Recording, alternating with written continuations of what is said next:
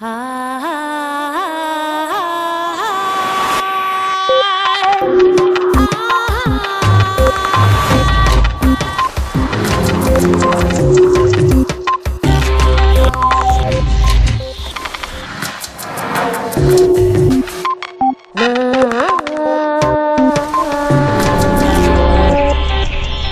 educación está reprimiendo los talentos y habilidades de muchos estudiantes y está matando su motivación para aprender. Ken Robinson. En los últimos 50 años, las esferas económica, cultural y personal han dado un vuelco en el mundo entero. Y sin embargo, los sistemas educativos no han movido un ápice sus programas y sus objetivos. ¿Por qué se aburren los niños y niñas en el colegio? ¿Por qué llegan al mundo adulto sin tener idea de sus propios talentos y capacidades? El líder en educación y creatividad, Ken Robinson, llama hoy en redes a demoler una educación nacida para y por las sociedades industriales. La sociedad de la información actual necesita jóvenes creativos y motivados.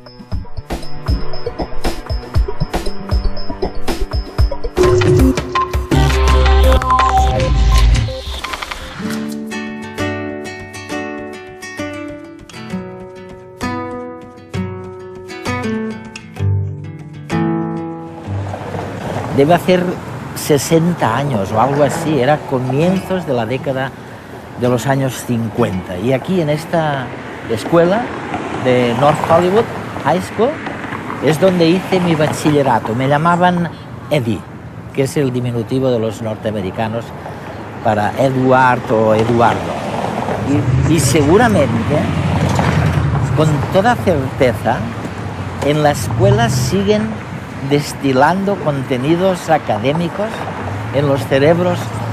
Lo que hay que hacer es enseñar cosas distintas de las que me enseñaron en los años 50 en esta North Hollywood High School. ¿Por qué distintas? Porque lo que nos enseñaban entonces estaba muy bien para el mundo industrializado, para conseguir trabajo en el mundo que había salido de la revolución industrial. Pero no nos enseñaban lo que hace falta para innovar, para ser creativo. Y para eso, básicamente, hoy día sabemos que lo que hace falta es ayudarnos a elegir, ayudar a los jóvenes, ayudar a los hijos y a las hijas a elegir primero cuál es su dominio, cuál es lo que de verdad les gusta y no tanto lo que está ocurriendo fuera de ellos mismos.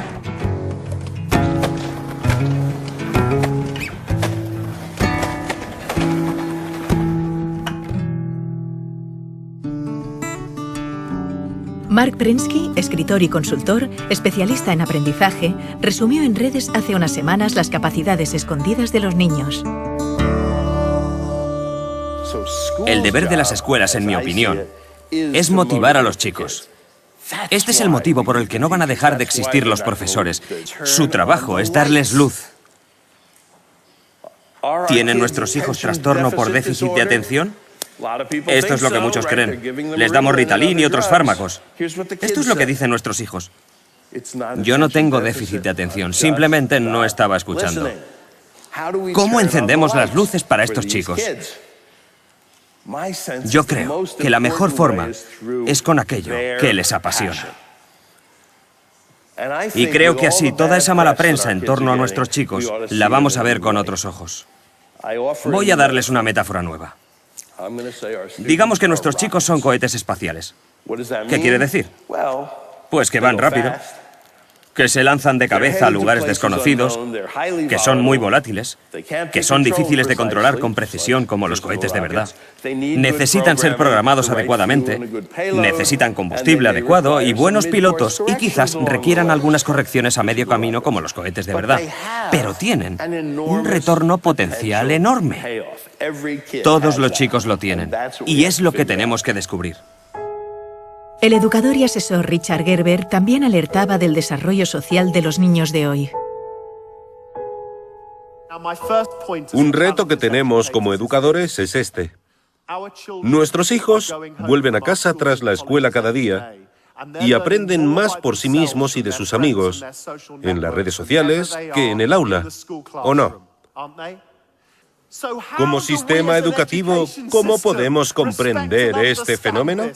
Los niños son consumidores sofisticados. Ya no tienen que esperar a que les enseñemos las cosas. Las encuentran por Internet, crean vínculos de amistad, aprenden unos de otros. Hace muchos años leí algo tuyo que me fascinó, porque pensé que nadie había dicho antes algo tan sencillo y tan cierto a la vez. Dijiste que elevar los estándares o los niveles de educación no sirve de nada si los niveles en cuestión no son válidos o si están equivocados. Y desde entonces he intentado leer todo lo que has escrito, como Out of Our Minds, por ejemplo.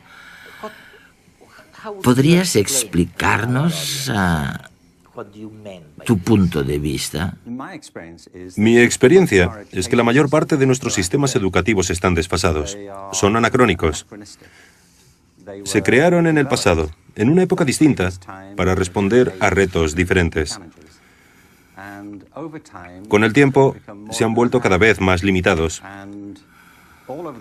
En todas partes del mundo hay intentos de reformar la educación, y uno de los grandes mantras es que hay que elevar los estándares.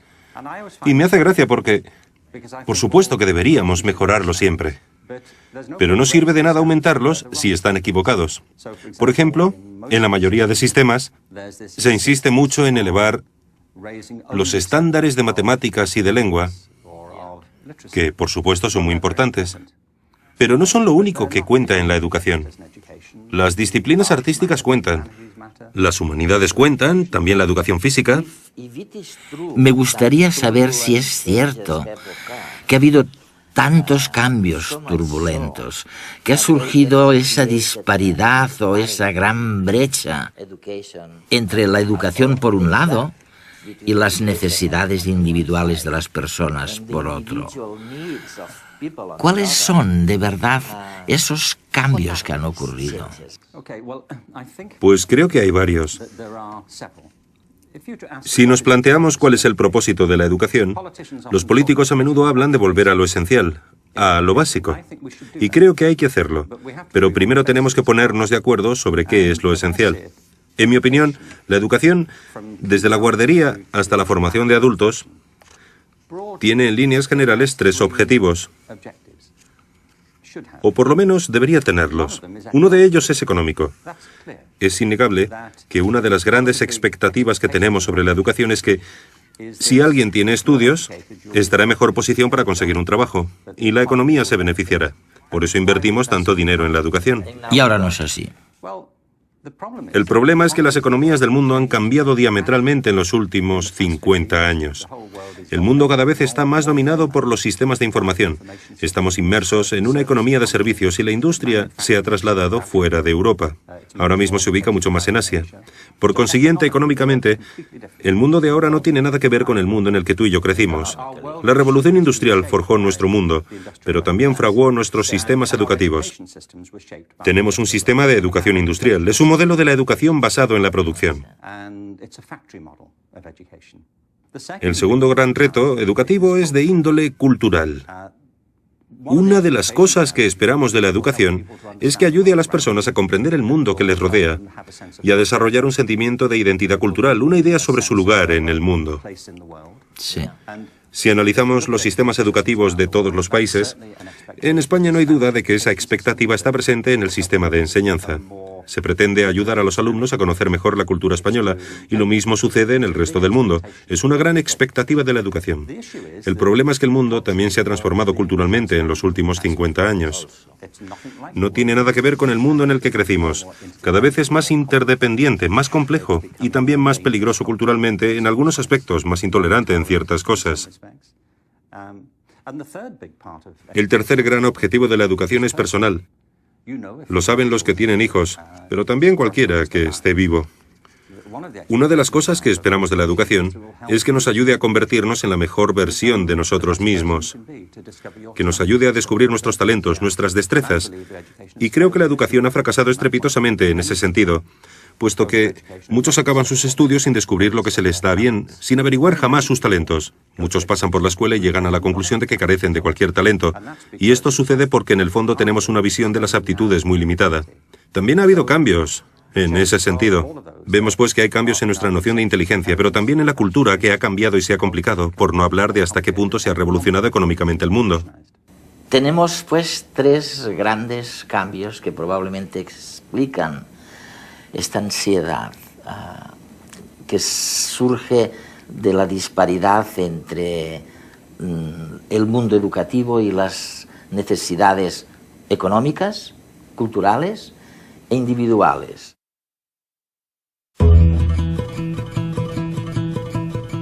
Hacer un fuego, cazar, recolectar plantas comestibles, fabricar recipientes y armas.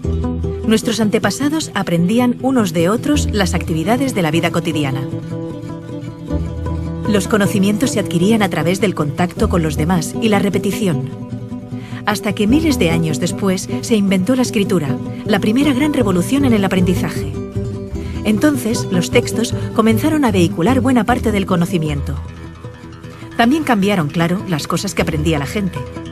Nacieron las primeras escuelas.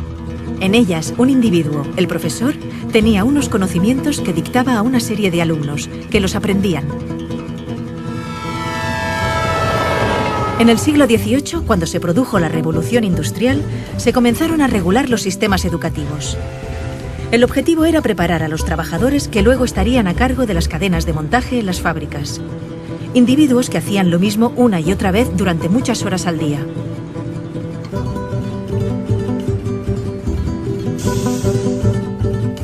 La escuela que se inventaron seguía ese patrón. Todos los niños repetían y repetían de memoria determinados conocimientos. Un proceso estandarizado y lineal, en el que les enseñaban aquellas materias que se consideraban útiles para la recién nacida economía industrial. Es el modelo que ha perdurado hasta nuestros días. Sin embargo, ya no nos sirve, porque el mundo, en el último medio siglo, ha cambiado radicalmente. Los avances espectaculares que se han producido en ciencia y tecnología han hecho, por una parte, que pasemos de ser una sociedad industrial basada en la producción masiva de objetos a una sociedad de servicios y de información, en la que el motor son las ideas y la creatividad, la capacidad de inventarnos nuevos oficios más acordes al siglo XXI. Y por otra parte, los descubrimientos científicos nos han permitido conocer mejor cómo funciona nuestro cerebro, el órgano encargado del aprendizaje, y descubrir algo que los griegos ya sabían, que no aprendemos repitiendo, de memoria, sino haciendo, cuando nos emocionamos. Por eso, hay que transformar la escuela de arriba a abajo. Necesitamos un sistema educativo que, mediante el aprendizaje social y emocional, fomente la educación personalizada, que potencie el desarrollo de cada individuo, que estimule la creatividad, la pasión, la energía, el talento. Porque nuestro futuro está lleno de nuevos retos que requerirán nuevas soluciones, y estas dependerán de cuán creativa, vital y variada sea la gente. Y también feliz. Y para ser feliz necesitamos realizarnos y desarrollarnos, descubrir y cultivar aquello que nos motiva y hace sentirnos bien. Bienvenidos a la escuela del siglo XXI.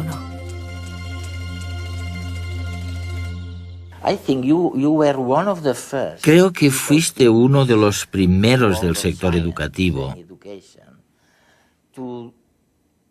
en hablar de la desafortunada división entre ciencias y la cultura o las artes. Y es curioso, porque nosotros, cuando preparamos programas científicos, a menudo tenemos que enfrentarnos a un dilema. Nos planteamos que un tema no encaja bien en lo que los científicos denominarían temática científica, así que es mejor descartarlo. Pero tú afirmas que como resultado de esta escisión entre la ciencia y las disciplinas artísticas, hemos ignorado un campo fantástico, el de la creatividad. ¿A qué te refieres exactamente? Pensemos de nuevo en la educación. La mayoría de países no instauraron un sistema de educación pública obligatoria hasta mediados del siglo XIX. Se trata de ideas bastante nuevas. Dos factores influyeron mucho en la educación. El primero fue la economía industrial, que provocó una cultura organizativa de la educación extremadamente lineal, centrada en los estándares y la conformidad. Y el otro gran factor de influencia, en mi opinión, fue la cultura intelectual de la Ilustración, que desencadenó en la cultura académica de la educación. Una de las características de la enseñanza es que hay una jerarquía de asignaturas en las escuelas. En la mayoría de sistemas tenemos arriba de todo de la jerarquía la lengua, las matemáticas y las ciencias. Un poquito más abajo están las humanidades, como la geografía y los estudios sociales, o la filosofía, cuando se enseña, y debajo de todo están las disciplinas artísticas. Hay poquísimos sistemas educativos, no conozco ninguno de hecho, que enseñen danza con el mismo rigor y sofisticación con el que se enseñan matemáticas. ¿Por qué hay esta jerarquía? Muchos te dirán, es evidente, tiene que haber una jerarquía. ¿Pero por qué? Creo que hay dos motivos. El primero de los cuales es económico. Se cree que las materias que están más arriba en la jerarquía son más relevantes para el mundo laboral. Para encontrar trabajo. Sí. Y te encuentras con afirmaciones como, no te dediques al arte, jamás serás un artista ni te ganarás la vida con el arte. No hagas música, es muy difícil salir adelante como músico. Así que un argumento es claramente económico. Pero lo interesante es que nadie te dice, no te centres en las matemáticas, nunca serás matemático, ni tampoco, olvídate de la química, jamás serás químico. Esto se debe a que en nuestra cultura intelectual existe una asociación entre las ciencias y cierto tipo de conocimiento objetivo. Se cree que al trabajar con las ciencias, se trabaja con hechos y certeza, que son las cosas que marcan diferencias en el mundo, mientras que las disciplinas artísticas se asocian con los sentimientos y la expresión personal, por lo que están muy bien para entretenerse, pero no son importantes para la economía. La Ilustración y la Revolución Científica crearon un modelo de inteligencia y conocimiento que ha imperado en nuestra cultura. Desde entonces, el arte se ha asociado con la corriente del romanticismo del siglo XIX, con la expresión de sentimientos. Y creo que es un problema enorme, porque esto ha disociado el intelecto de la emoción. Y hemos pasado a considerar ambas cosas como separadas, en detrimento tanto de las artes como de las ciencias. La creatividad ha pasado a asociarse con lo artístico y no con lo científico, porque se cree que la creatividad tiene que ver con la expresión individual de las ideas. Yo propongo, entre otras cosas, retomar una concepción de la creatividad que nos devuelva la relación entre las disciplinas artísticas y científicas, puesto que ambas salen perjudicadas de la separación. Mientras hablabas, pensaba en el patrón que sirvió para establecer que alguien estaba en la parte adecuada del conocimiento, lo que llamamos el cociente intelectual. ¿Por qué demonios hemos creído durante tanto tiempo que la medición del coeficiente intelectual era importante para la vida económica? ¿Por qué? El cociente intelectual fue una de las nociones que surgió del crecimiento de la psicología y la sociología, de los intentos de aplicar las mismas características de las ciencias físicas a las personas. Lo importante es que había dos fuerzas. Por un lado, un verdadero espíritu de investigación, para ver si podíamos medir la inteligencia igual que medimos el movimiento de las mareas, pero también coincidió con el crecimiento de la educación pública, que requería una manera eficaz, rápida y objetiva de caracterizar a las personas para poder educarlas. Se necesitaba saber, en cierto modo, si tenían una inteligencia normal, inferior a la media o extraordinaria.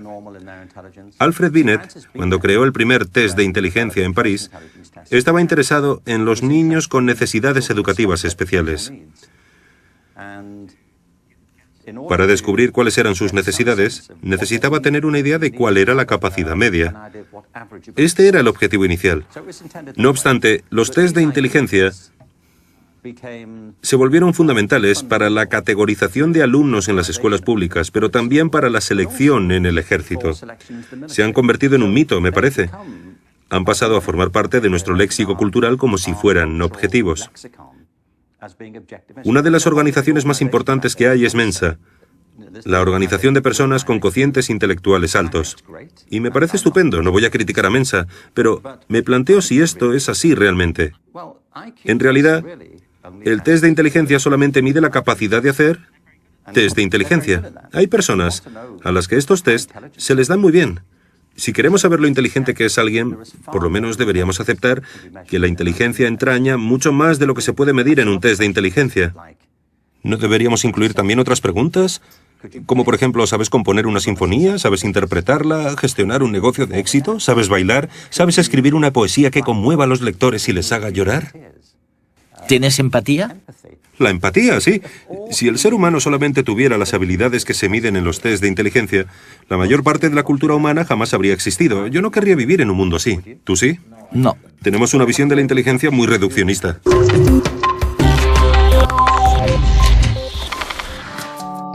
El psicólogo Mark Greenberg recordaba en redes la problemática de los profesores frente a los nuevos retos de la educación.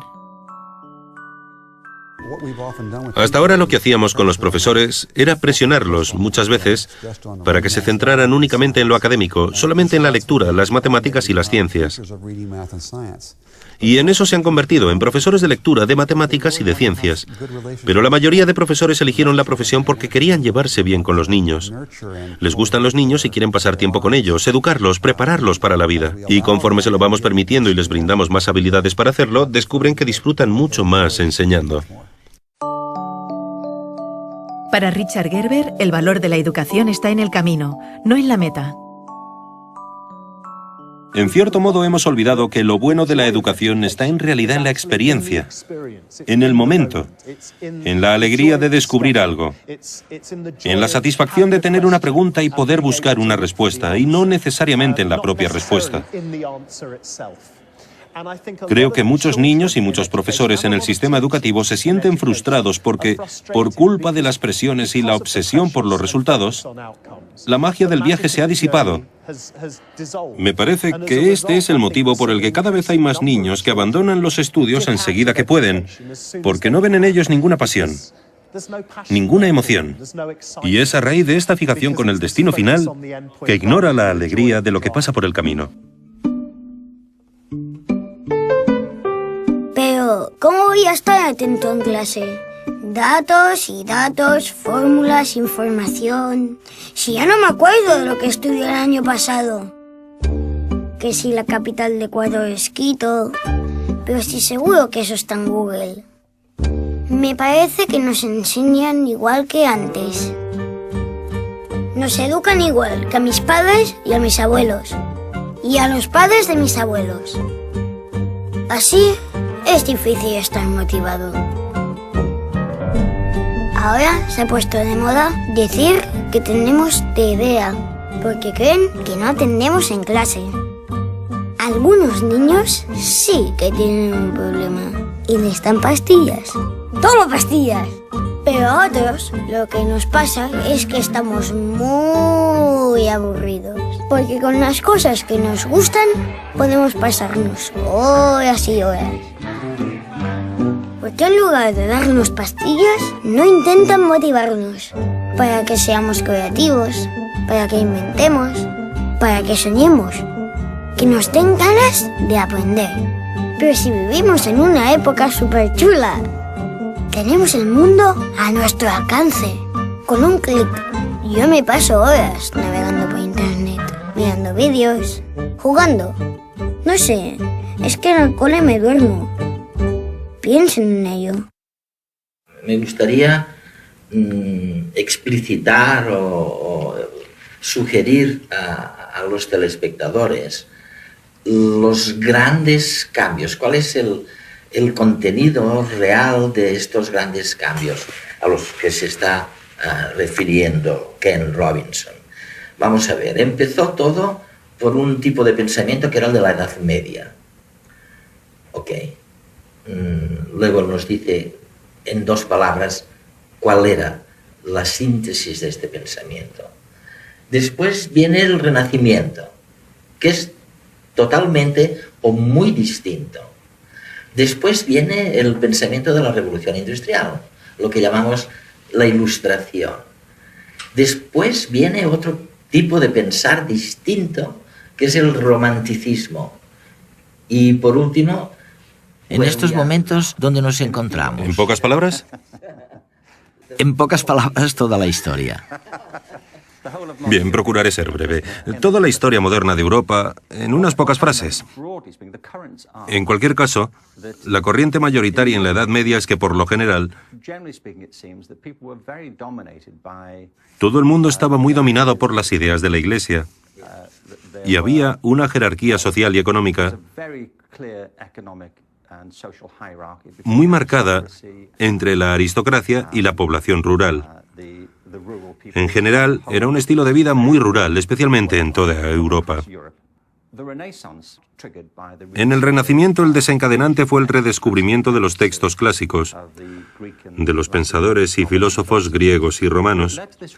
Esto condujo a un renovado interés por la vida intelectual y la belleza, y a nuevas maneras de reconsiderar nuestro lugar en el mundo. Se produjeron varios cambios importantísimos, por ejemplo, el trabajo de Copérnico y Galileo, que plantearon la posibilidad de que tal vez la Tierra no fuera el centro del universo de Dios, y eso supuso una especie de terremoto ideológico, con enormes cambios en la manera de ver las cosas de la gente. Lo más importante es que la inmensa mayoría de gente ya no tenía que depender de los argumentos y la autoridad de una minoría culta del clero, porque la invención de la imprenta generalizó el acceso a las ideas. La gente podía leer por sí misma las ideas y distribuirlas. Ha habido varios ejemplos de tecnologías absolutamente revolucionarias, como la imprenta. La televisión también fue una de ellas, y creo que la cultura digital de ahora también lo es. Pero supongo que si hubiera que definir el gran cambio en unas pocas palabras, diría que la conciencia humana ha ido expandiéndose más y más hacia afuera. Hemos dejado de mirarnos el ombligo para intentar ser más objetivos sobre nuestro lugar en el mundo y el orden de las cosas, a medida que pasábamos de la Edad Media al Renacimiento y a la Ilustración. En líneas generales, dejamos de considerarnos el centro de la creación de Dios para vernos como parte de un cosmos mucho mayor. Ahora mismo, nuestra generación, y con esto no me refiero a ti y a mí, sino a toda la generación de personas que habitan en la Tierra ahora, a todos los que convivimos en el planeta, tenemos que enfrentarnos a retos que carecen de precedentes en toda la historia de la humanidad. Uno de los motivos por los que defiendo con tanta pasión que hay que modificar la educación y replantearse la creatividad es porque me parece que, a no ser que cambiemos nuestra manera de pensar en nosotros mismos, no estaremos a la altura de los desafíos a los que nos enfrentamos ahora. Y si no hacemos frente a los retos, las consecuencias podrían ser desastrosas.